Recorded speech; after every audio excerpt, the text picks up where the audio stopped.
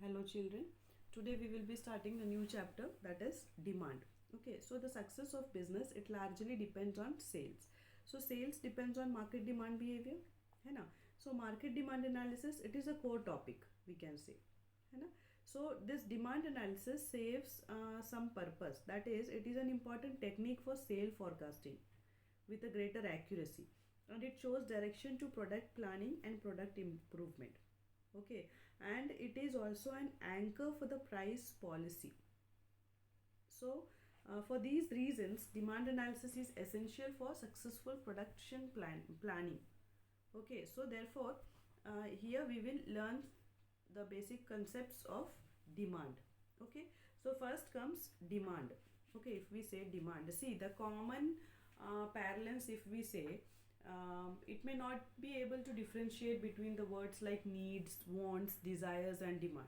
However, in economics we can clearly variation, that is clearly we can variate it in the nature of these terms. Like need is something very basic, okay, and important for the existence of a human beings, like food, clothing and shelter, whereas a want is anything which may satisfy the need of the person. Okay, and desire is the specific want, and demand is any desire backed by the consumer's purchasing power, that is ability to buy and willingness to pay. Okay, for example, if we see that if your desire to watch a movie at PVR, it is a mere wish, normal wish. So it becomes a demand when you reveal your ability and willingness to pay for a ticket. So your ability and willingness to pay for a ticket, it depends on the price of a ticket. So at rupees 300 a ticket, you may be willing to visit PVR only once a month. But if the ticket comes down to rupees 100, then what happened? You may be willingness to go to PVR 3 times a month. Okay, so the most important observation here is that the ability and willingness to pay is called demand, which can be expressed only in relation to price and given period. Okay, so demand is an extension to want, as it has two more characteristics. And what is that characteristics? First it comes, demand is a desire or want backed up by money. That is, demand is always defined with reference to price. That is, demand means effective desire or want for a commodity which is backed up by the ability, that is money or purchasing power, and willingness to pay for it. Understood? So in short, if we say demand is equal to desire plus ability to pay plus will to spend. So ability to pay, that is money or purchasing power. Okay, so this is the first point, that is demand is always defined with reference to price. Now second point is demand is always related to price and time, that is it is always with respect to period of time. So demand is not an absolute term, it is a relative concept.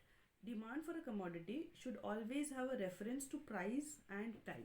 See, for example, an economist would say that the demand for grapes by a household at a price of rupees 40 per kg is 10 kilograms per week.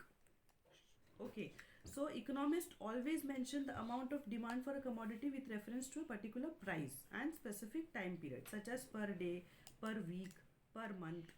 Okay, so they are not concerned over with a single isolated purchase.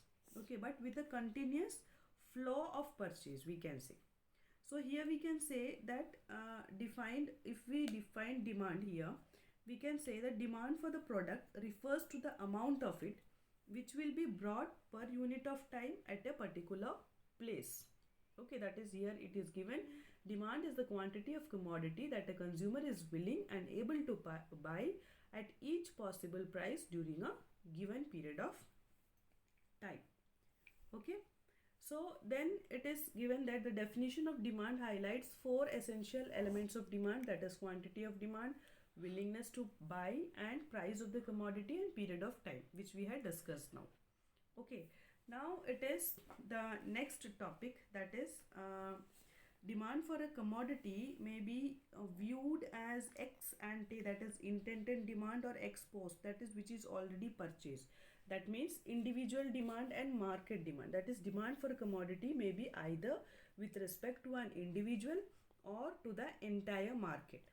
Okay, so first it is individual demand. Here it is given individual demand. See, individual demand, if we say consumer demand for the product may be viewed at two levels, that is, as we said, individual demand and market demand. So individual demand refers to the demand for a commodity from the individual point of view. That is the quantity of product consumer would buy at a given price over a given period of time is his individual demand for that product. Okay, so individual demand is considered from one person's point of view or from that of a family or household's point of view. So individual demand is a single consuming entity demand. Okay, that is individual demand. Now if we see market demand, so market demand for a product, that is refers to total demand of all the buyers taken together. Okay, so that is taken together, and it is an aggregate of the quantities of product which is demanded by all the individual buyers at a given price over a given period of time. So this is individual demand and market demand.